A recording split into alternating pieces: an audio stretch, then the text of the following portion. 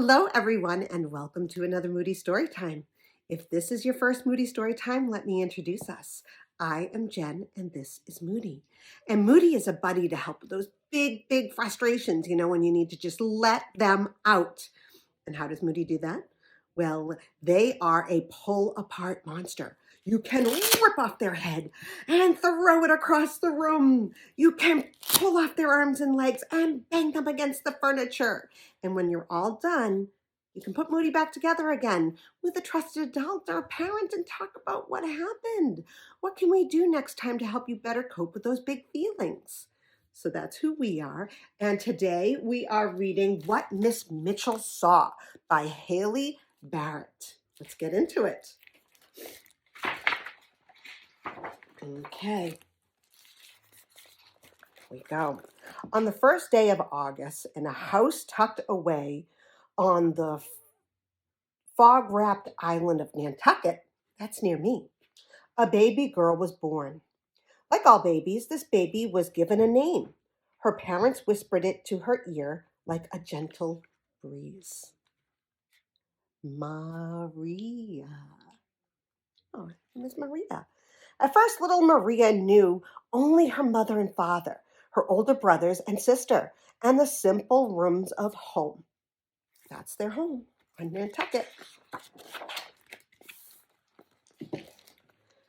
But as she grew, Maria came to know her island. She rambled its gull-dappled dunes.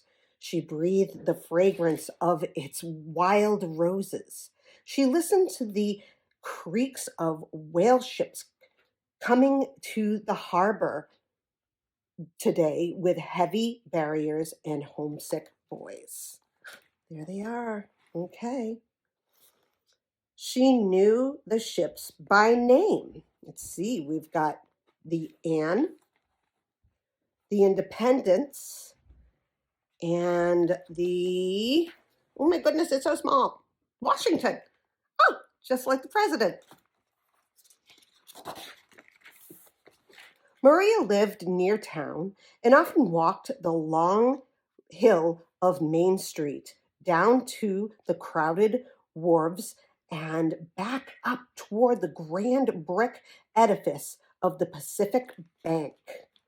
Along the way, she passed the bustle of many shops. Let's see. She knew the shopkeepers by name.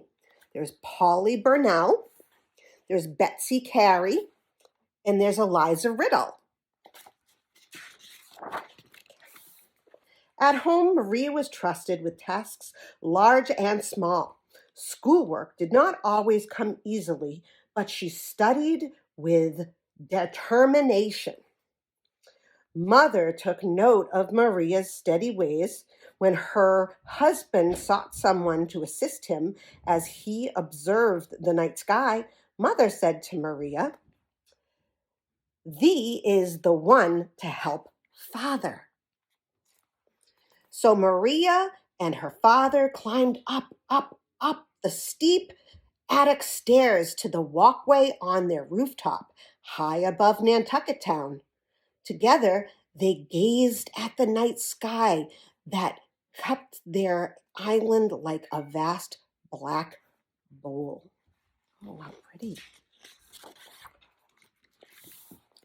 Father taught Maria to use a telescope. He taught her to sweep the sky carefully, bit by bit, as thoroughly as she would sweep a room for Mother. He liked to say, "Thee must wonder, thee must watch closely, then will thee see and know for thyself." So true. Maria watched and she wondered. She saw for herself and was captivated. From then on, night after night, Maria swept the sky. She made fast friends with stars that shone as if punched into the black with a whalebone needle. Ooh, whalebone needles. That's what they used back then to sew. So there's the Polaris. She knew the stars by name. Here we go. We got the Polaris, the Spica.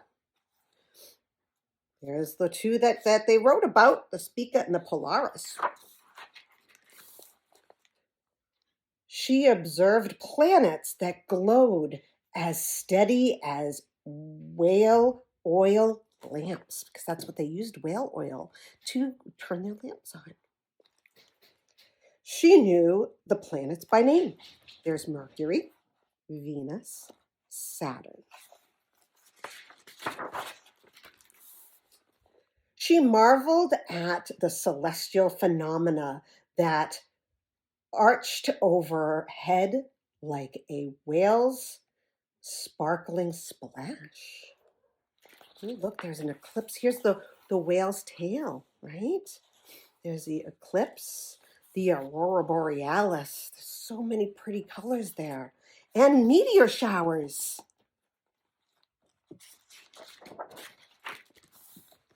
Ship captains, home for a while from their whaling, relied on the Mitchells to help them navigate. They brought chromaticers, costly timepieces made to withstand ocean voyages, to the little house on Vestal Street. There's the sextant and the chronometer. By her father's side, Maria learned to rate the chronometers using a sextant and carefully calculations. She determined their accuracy so that sailors at sea might establish their position, and when their arduous work was at an end, set a course toward family and Nantucket Town. Maria knew the whalers by name. Let's see. We have the Folgers. We have the Starbucks. Ooh, like the coffee. And her own brother, Andrew, was a whaler too. That's pretty cool. For a while, Maria was a teacher, but she intended to advance her own education too. So she taught about the comets, the constellations, the moons and stars. Via Lactea, or the Milky Way, and the Perseids. She became a librarian. Her quiet hours at the Athenaeum were devoted to the study of advanced mathematics and celestial navigation. So she studied really hard. And year after year, when day was done and darkness settled over Nantucket, Maria climbed the steep stairs to her rooftop to sweep the sky. One clear October evening, Maria saw something new, a nameless patch of light, bright and blurry, not far from familiar Polaris. Look, what's that? It's a comet. Wow, she saw a comet. She hurried to tell her father. "My Maria," he exclaimed, "thee must tell the world." That's right, she must. The letter, bound for Boston, took 2 long days to leave stormy Nantucket. Ooh, here it goes. It's going on. There's Nantucket. It's going on the ship all the way to Boston. Half a world away, other stargazers scoured the skies. The King of Denmark had pledged a gold medal to any astronomer who discovered a new comet with a telescope. Ooh, look at that's Frederick VI.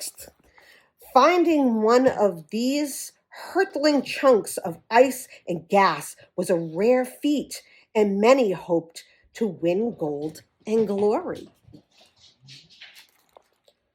In a grand observatory in Rome, an astronomer, a priest, spotted the same bright bit of light he immediately sent word to claim the medal. Ooh, sent word to Frederick VI. But Maria had seen the comet first. Okay. The letter from Nantucket, dated 2 days before the priest's sighting, slowly made its way across the ocean. It passed hand to hand from the astronomers of Harvard College to the astronomers of England to the astronomers of Denmark. Wow. Maria knew the Harvard astronomers by name. They were family friends. There's William and George Bond. There's Sir George Airy. He's an astronomer royal of Britain. There's also Professor Heinrich Schumer of the Alton Observatory. She had not met the others, but knew them by name as well. Okay. When these men of science considered the dilemma of who got the rights to claim the medal, Maria swept the sky. When they scrutinized the letter from Nantucket, Maria swept the sky. She kept looking. While they consulted the astronomer priest of Rome, Maria swept the sky. She was still looking.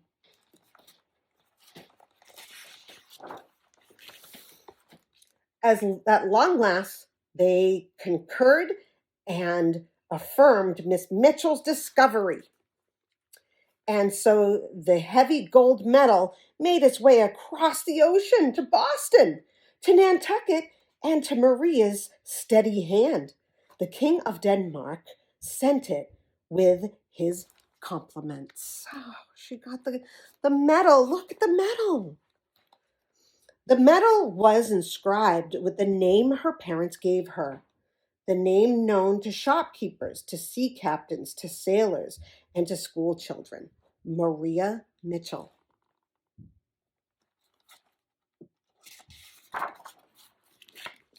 And it bore the motto, "Not in vain do we watch the setting and the rising of the stars." Isn't that beautiful? I like that. Miss Mitchell saw a comet. The world saw her. It was beautiful. I love the story of Miss Mitchell. Yeah, what did Miss Mitchell see? She saw a comet. That's so cool. I've seen a comet once in my life, but I've been here a long time. There will be many more comets to come. I hope you enjoyed Miss Mitchell's story. Have a great rest of the day.